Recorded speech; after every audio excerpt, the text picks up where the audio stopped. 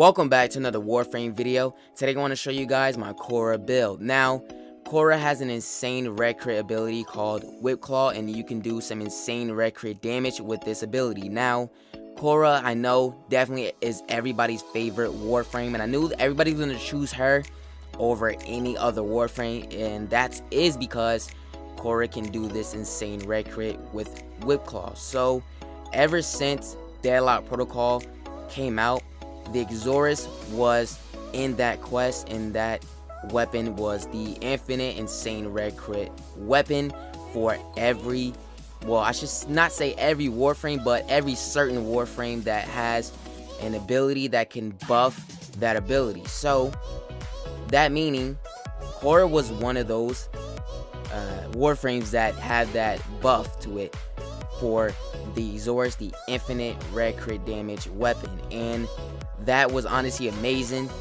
So that's why everybody loves Khora so much, because of that time where Exorus was that infinite red crit weapon that gave literally different Warframes that had those abilities that can give it a buff.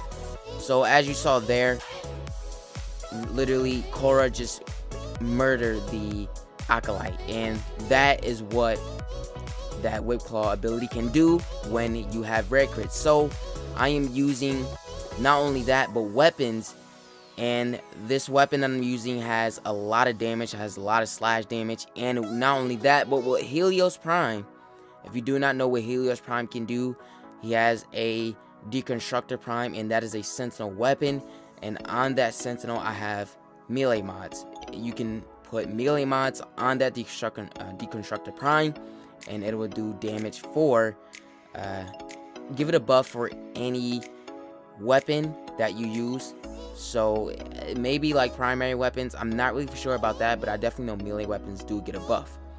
So that gives it a buff on Khora's WhipClaw, and the mods that I'm using on Deconstructor Prime are the Gladiator mods. Those Gladiator mods are going to do a bunch of big red crits for Khora's first ability. So let's go take a look at my build for Khora.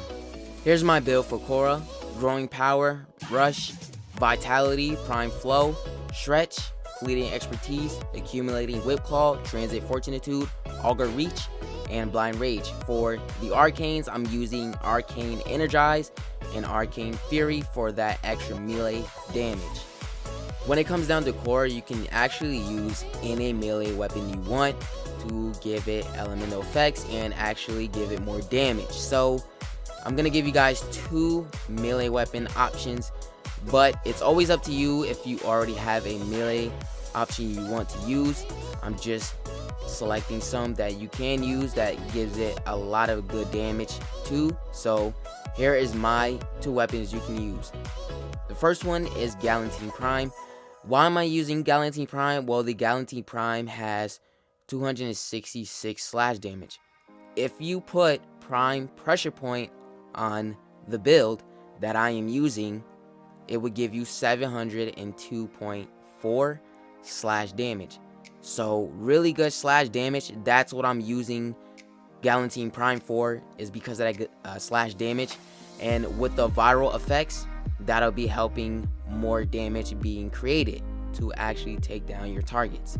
So that's why I actually using Galantine Prime. And in this Simulacrum, all you have to do to actually do more damage and how to actually get your melee weapon to do damage is by building up your combo.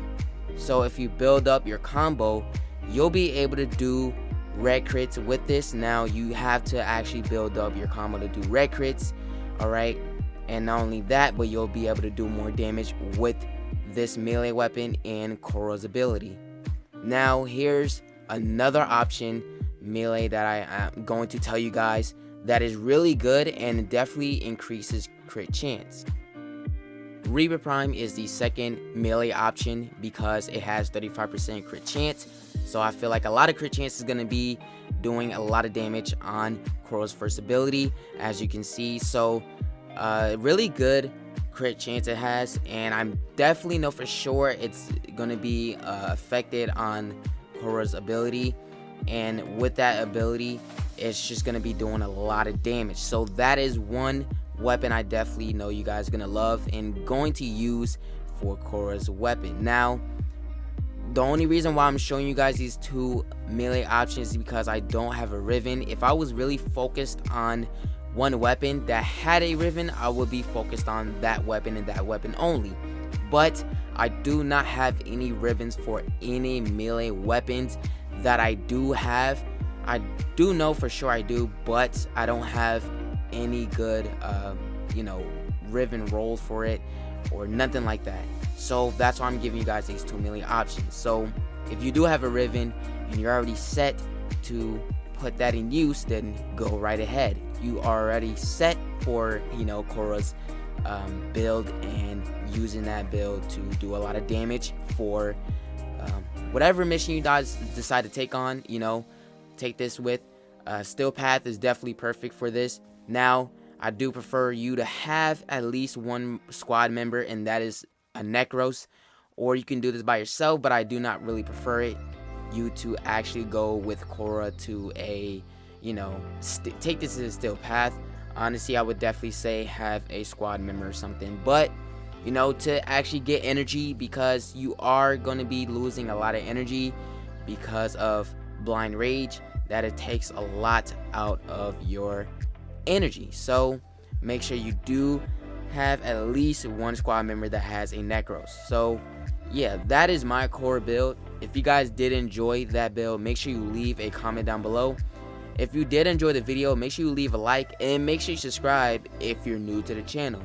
Make sure you guys follow me on Instagram, Twitter, and TikTok. You guys can always hit me up. Thank you so much for watching. Love you guys, and I'll see you in the next video.